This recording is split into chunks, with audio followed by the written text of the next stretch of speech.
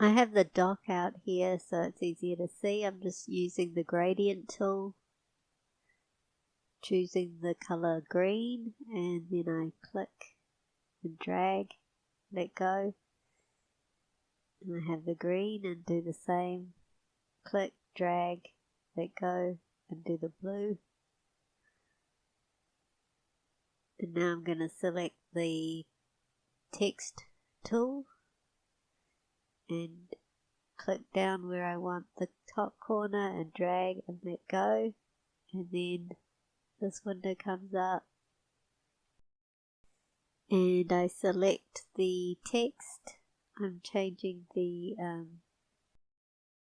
text I want to use, and I'm changing the size of the text, and then I just select it all, change it to the text I want to write.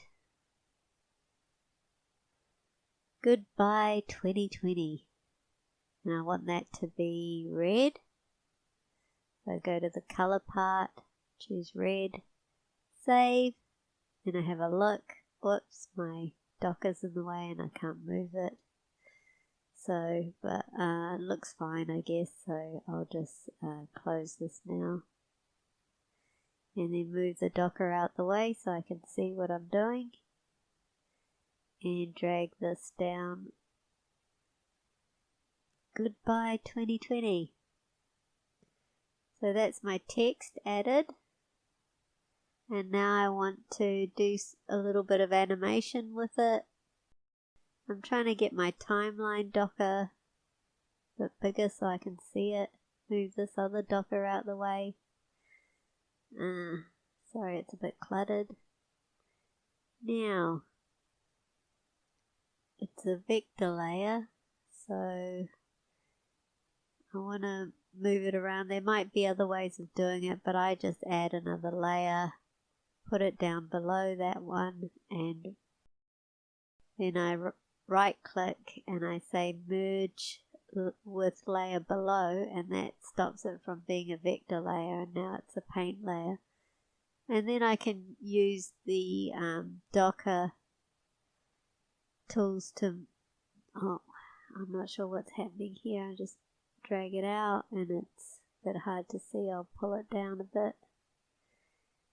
It's a bit tricky. There, got it.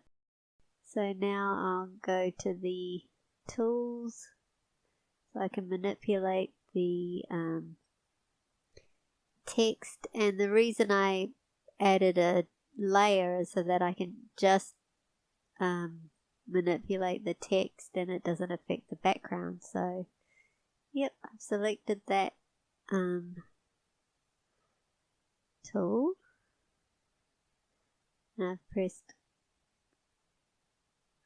that button there to copy it to that frame, and then I want to move it around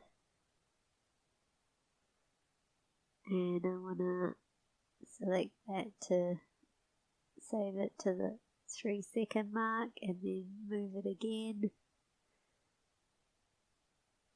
copy that to that mark, and then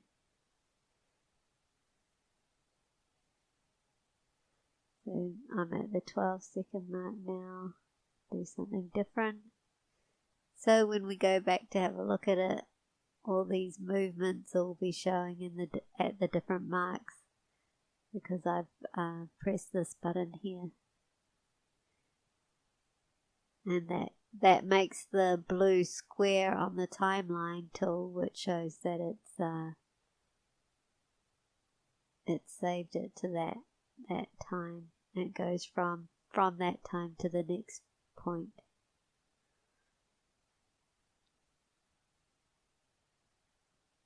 Okay, so now I want to delete.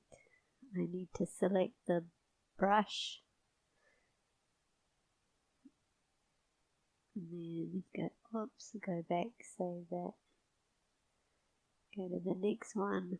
I think it's called copy frame or something, I can't remember, but yeah, just press that button there and then go to the next one, do whatever you want to do, and then click on that, There's probably a lot faster way of doing all this, but this is one way of doing it, and if you're a beginner like me, it works. So I have a lot of trouble learning these things, and it's easier for me to just do what I know and just build on that. So if you're in the same boat as me, it's too hard to learn everything at once. I just go by what I know, do that and build upon it. And I'm a beginner with Krita. I'm learning myself, just moving along at my own pace. And yeah, so I'm changing the end to 55 seconds, and now you can see how it works. So that's how it. Now I want to render it. That's the way you get it to put it into a video or a bunch of PNG files. I think it is, like image files, but I chose video, and yeah, it's saved. So I now have an MP4 of that. Thank you very much for watching. Hope you have a good 2021. Hope everything goes well for you guys. And if you're having a holiday, hope you have a nice holiday. Just wish you all the best. Thank you for watching. There you go.